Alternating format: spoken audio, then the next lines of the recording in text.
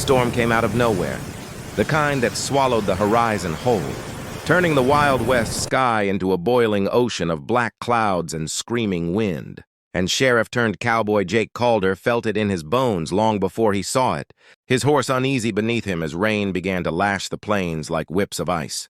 And that was when he heard the cry, a woman's scream, thin but desperate, carried on the wind like a dying prayer. And Jake didn't hesitate because men like him never did, spurring his horse toward the sound as lightning split the sky and revealed a terrifying sight.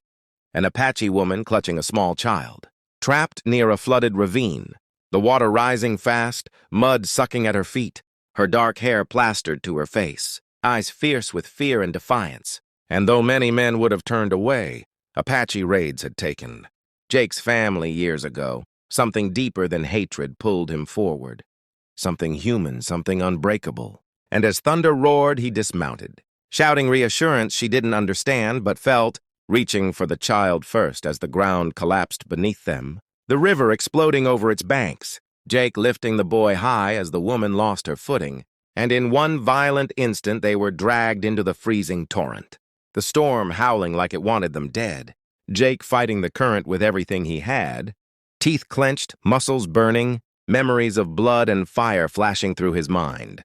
But he refused to let this be how it ended, not for the child whose tiny hands clutched his neck, not for the woman screaming his name without knowing it, and with a final surge of strength, he slammed into a fallen cottonwood, wrapping an arm around its trunk as the waters raged, hauling them inch by inch to the bank, collapsing into the mud as rain hammered down, the Apache mother sobbing over her child.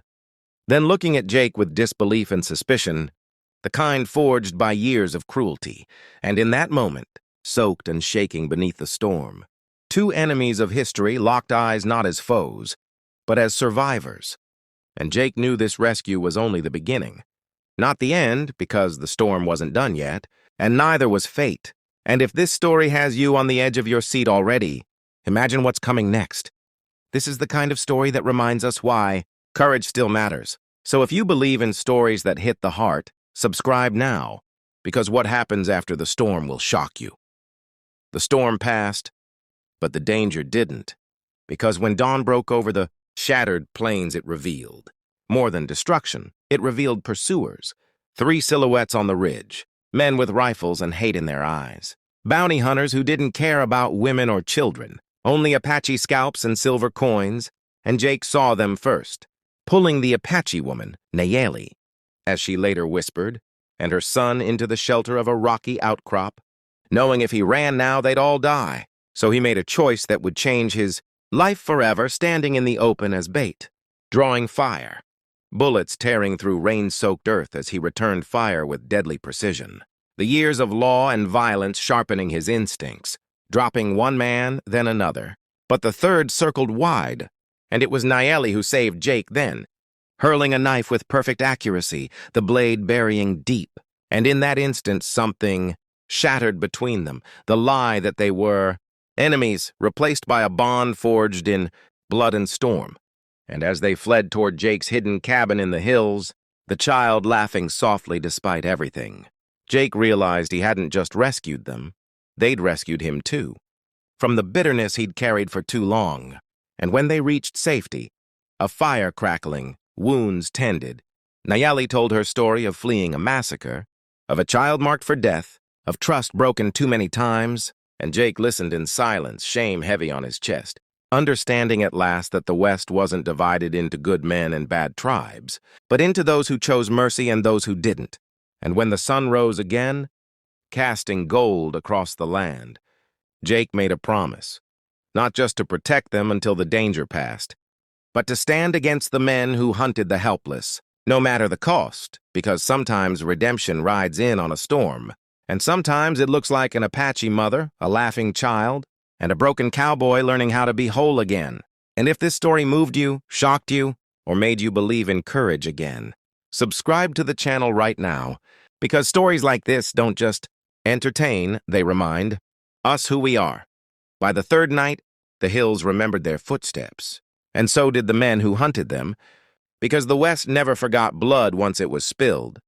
And Jake Calder knew that every fire he lit, every hoofprint pressed into wet earth, was an invitation to violence, yet he refused to let fear decide their fate, not after the storm, not after the promise he'd made with his silence and his actions. And as the moon rose pale and watchful over the broken land, he sharpened his knife by the glow of embers while Nayeli sat across from him, her son asleep against her chest. The child's breathing steady, innocent, a sound so fragile it could shatter a man's resolve if he let it. And Jake didn't let it. He built it into armor, because at dawn they would move, and the bounty hunters would come, and the land itself seemed to hold its breath as if waiting to see which kind of man Jake would be when the guns finally spoke again. And when the first shot cracked through the dark like a whip of thunder, there was no surprise in it, only confirmation. Because the West always tested a promise, always demanded proof, and Jake rolled, firing back from behind. Stone as sparks leapt in echoes, chased one another through the ravines. Nayeli already moving, already knowing the dance of survival.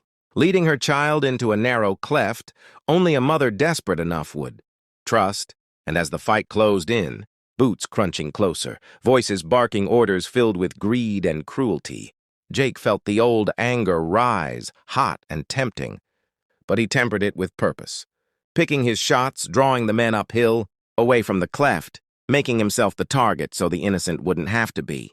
And when the last bounty hunter fell silent beneath the stars, the hills returned to stillness, broken only by the wind, and Jake stood there shaking, not from fear, but from the weight of what he'd chosen.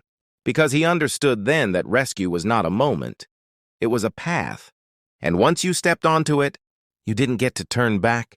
And when Nayeli emerged with her son, eyes shining, not with suspicion now, but with something stronger, trust, Jake felt a quiet truth settle in his chest, heavier than any badge he'd worn, that the West could be brutal. Yes, but it could also be remade, one choice at a time, one life spared when killing would have been easier. And as the first light of morning spilled across the land, painting scars into gold, Jake pointed toward the distant mountains where safe passage waited, knowing their journey wasn't over, only transformed. And he walked beside them not as a savior, not as an enemy, but as a man who finally understood what it meant to stand for something when no one was watching. And if this chapter proved anything, it's that courage doesn't end with the rescue. It begins there. So if you want to follow stories where redemption rides hard and hope survives the gunfire, subscribe to the channel now, because the Wild West still has truths left to tell, and the next one might just change how you see the world.